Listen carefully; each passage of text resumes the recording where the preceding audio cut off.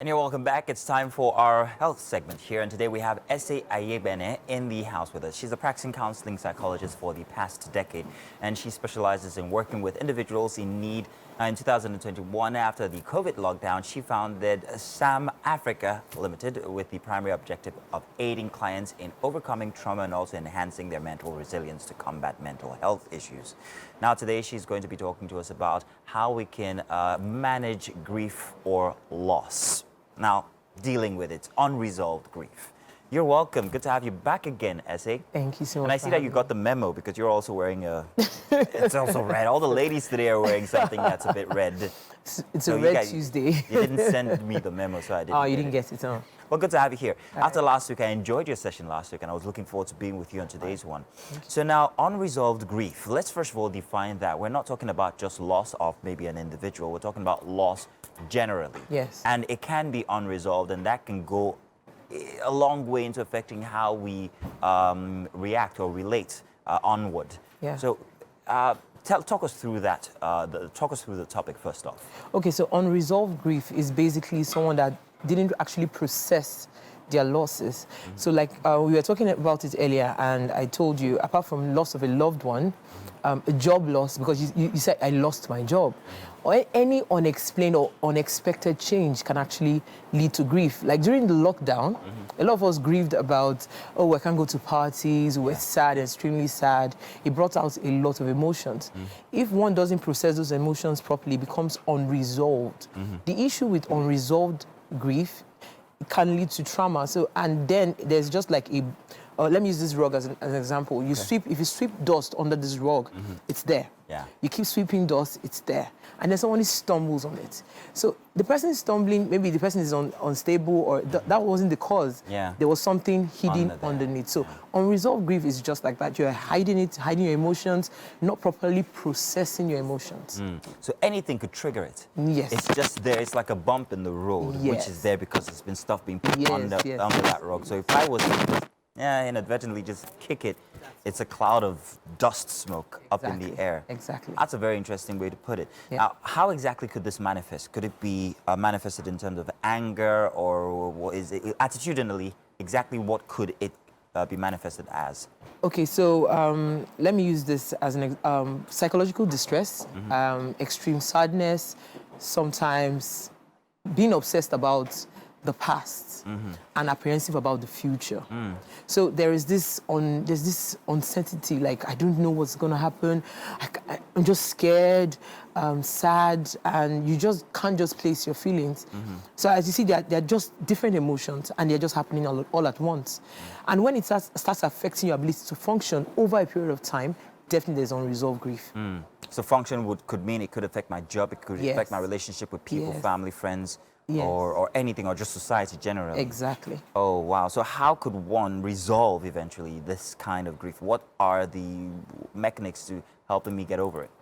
Okay, so let's talk about losses. The truth is, and I tell people this, is funeral is for the living. Although it's meant to we're meant to bury the dead, but it gives closure. It gives it's not closure totally, but it's like the beginning of closure. So seeing the person being laid down gives a sense of, oh, this person is gone. And then your journey for grieving now begins. Like a punctuation. Yes. Let me use myself as an example. I lost my son in 2016. He was 6 months old. And I wasn't there when he was buried. So in 2017, he died in September, 30th of September 2016, I still remember the date. 2017, around January, I tried to kill myself. Oh dear. I could give you many reasons. I had issues with my husband at that time. We're quarreling, and I didn't even realize that it was not just that. And then when things like this happen, you've had a case of a woman killing herself because her husband cheated, or a guy after a heartbreak trying to clean himself. And when those things happen, basically, we tend to look at what caused it based on initially, backwards. Wow.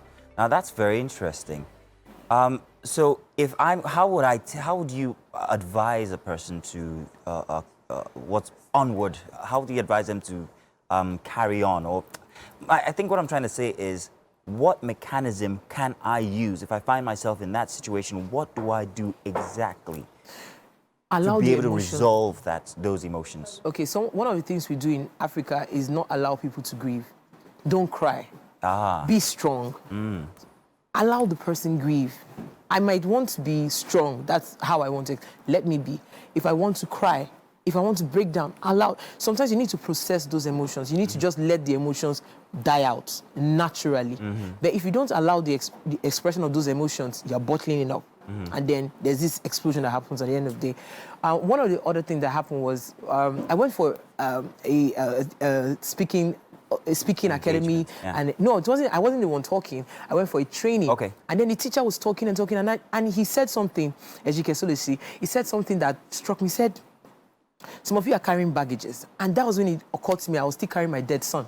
And this was 2017, almost a year after I lost him. I still had him with me. So he's gone, but I was still carrying him. I still had that burden with me. So I still remember I was in the bus at K2. I was going to, the next day, the training was for 3 days. So I was going for the training, and I just closed my eyes. I dug the ground with my hands. In my mind, I took my son, looked at him for one more time, covered him, and placed him in the ground, and covered him. I was crying in the bus all the way from K2 to Umuele Phase 1. I cried, and I was like, and that was when I started letting him go. Unburdening. I've lost him for months, but I still carried him. So a lot of us could actually do that. It's therapeutic. Picture that person. Picture telling them goodbye. Goodbye. Picture telling them something you would have wanted to say. You could write it down. There are a lot of ways you can do that. But give yourself time to let those emotions just be. It's mentally visualizing Yes. the end of that phase, making sure it's well done and closing that chapter, basically. Yeah. If you don't close that chapter, it affects you onward, whatever it is that you do. Definitely. That's a very interesting way to look at it, especially with your personal experience here. I'm sure that a lot of people are taking example from that, and that's very touching. Very sorry about the instance, however. But it's good to see that you've risen from that, and that you're doing much better, and also advising and helping other people with their trauma as well. The same could also be for other kinds of loss, not just losing a person, but also maybe a job loss or this or that.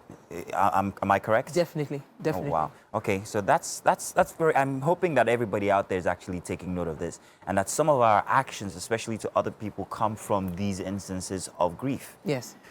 How, however, is it possible for a person not to, well, fall into such deep grief in the first place? Is there any example? Is there any possibility of one not going down that steep hill?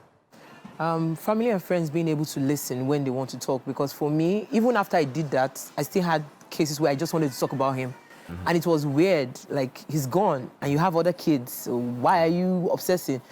That's just me processing my pain. Just allow me process my pain. So personally now that's you and your pain. Yes. Me, as a person who's with you in that environment, what should I do for that person? Just let the person be. Let the person. So most times in Africa, I've noticed we always want to say or do something. Or advise them. Yes, advise. And then you might say the wrong things. Yeah. Okay, there's something that people don't understand. A lot of people have survivor's guilt. And that is the feeling of, oh, I'm here, and the other person's gone. And by the time you say, and we do this in religious houses a lot, we thank God for another day. Many people have died, and somebody's like, I'm not even happy. You know, that thing, it triggers, for me, when I hear it, I'm like, do people really understand that people actually have survivor's guilt? So they are not even happy. It doesn't give them joy. You can celebrate life without thinking about those that have gone, because it hurts to lose someone, right? So sometimes just create a space and avenue where people can just let out their emotions, talk about what they want to talk about. It might sound weird, it might sound strange, but it's helping. Let them, yes. I've learned plenty. Thank you very much, Essie. Fantastic that you're here. I'm looking forward to having you over again next week. Please do come. Thank you. Great. And I'm hoping that if you're out there and you've experienced any sort of instance like the sort we've talked about, that you've taken at least maybe a word or two and you put some of that into practice. Do stay tuned. It's still one more hour to go here for Wake Up Nigeria. We'll bring you more conversations and more, well, personalities. We'll be back after this. Stay tuned.